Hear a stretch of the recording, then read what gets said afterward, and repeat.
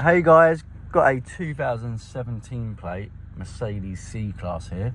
Just going to show you how to reset the tyre pressure warning light on this one. So if you do find the video helpful, please give it a like, and if you want to see some more useful content like this, please subscribe to the channel.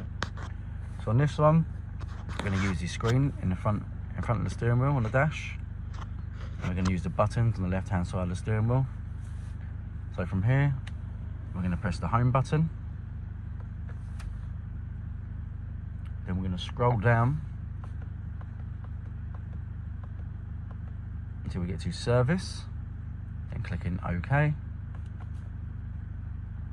Then scroll down to tyre pressure, OK. Then scroll down once more. It says use current pressures as new reference values. So first you want to make sure your tyres are pumped up to the correct pressures, and then you want to press OK again. Tyre pressure monitor restarted, and that's it.